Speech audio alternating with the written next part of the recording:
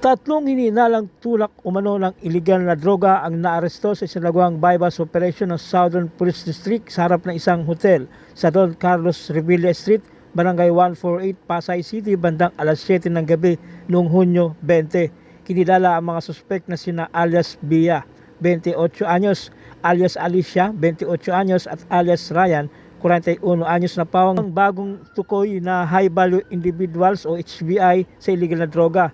Ayon sa Drug Enforcement Unit ng SPD, nakumpiska mula sa mga suspek ang tinatayang 150 gramo ng hininalang shabu na may standard drug price na 1,220,000 piso. Nasamsam din ang bypass money na ginamit sa operasyon. Pinangunahan ng DDEU SPD sa ilalim ni Police Major Silvio Tomas Jr. kasama ang District Intelligence Division ng SPD at Pasay City Police Substation 5 ang operasyon na nagresulta sa pagkakaresto ng mga suspek.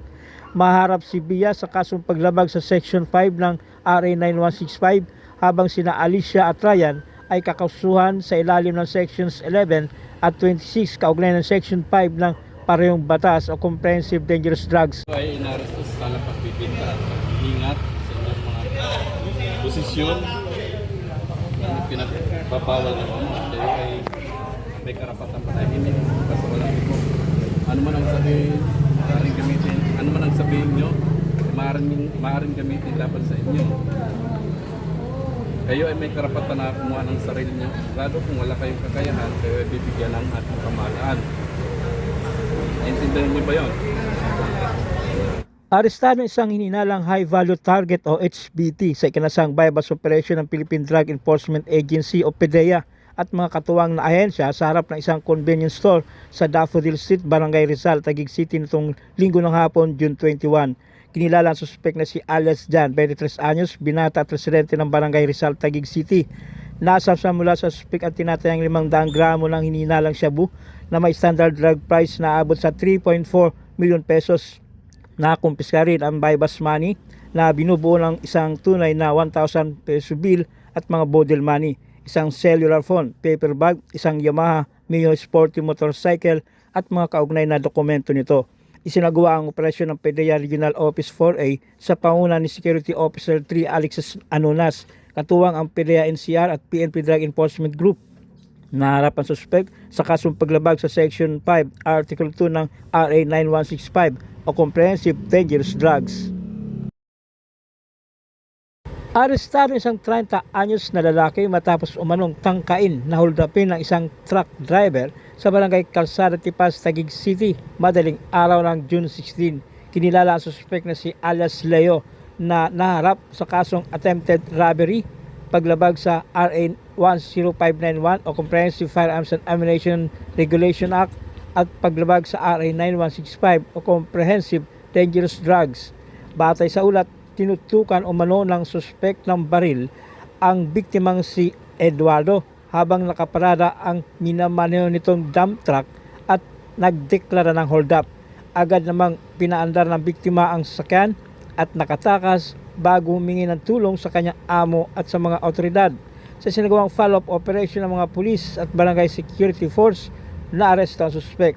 Nakumpiska mula sa kanyang isang airsoft gun na may magazine at isang sachet ng hininalang shabu na tumitimbang ng 0.83 grams na may tinatayang halaga na 5,644 pesos. Dinala ang suspek sa Station Drug Enforcement Unit ng Taguig City Police Station para sa paghahanda ng kaukulang kaso. Ano po yan? Hold up ito. Buksan mo kita na, papatayin kita. Pag ano na po yun, kunwari lang po magbubukas ako. Yan, ini-start ko yung truck. Sabay pinatakbo ko po.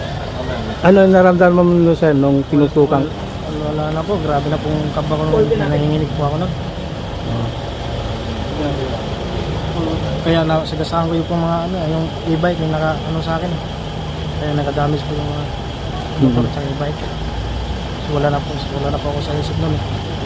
Ano ko lang, makatakbo po ako. Ano lang po yun. Okay. So nalaman mo na hindi naman palang tunay na ano baril to. Airsoft lang siya, no? Yun na po, yung nahuli na po siya. Oo. Pero wala, hindi ko po alam na kasi pagkakalam ko, tunay. Di ko pa nakita yung mga ganyang aresto po eh. Kayo sir, ano kayo po Ako yung po tao yung na? tinawagan nung pagitan ng 2:30 to 3 AM ng madaling araw na humihingi siya ng saklolo na sinabi niya na boss, binaril ako. Expected ko na may tama yung aking tao. Kaya eto, may pilay ako. Tinalong ko yung bakod kasi yung bakod din, yung gate na hindi namin mabuksan-buksan kasi meron siyang curfew na 10 PM na hindi na makakalabas. Nasaraduhan na pala kami doon sa loob, hindi ko pa alam. So, tinalong ko, ayan, nagkaroon ako ng injury ngayon. At buti na lang, walang nangyari sa tao ko na hindi tinamaan. Wala naman siyang naging tawag dito physical injury sa katawan.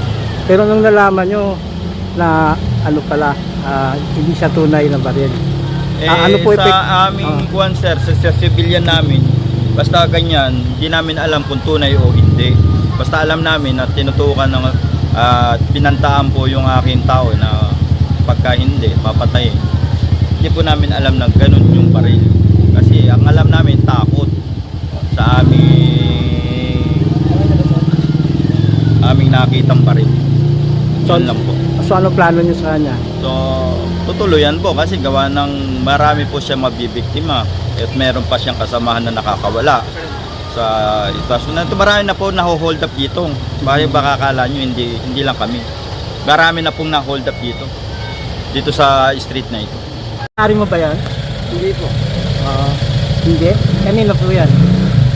Binigay ng pinasa lang po sa akin ng kuya. Pinasa lang sa'yo. Thank you.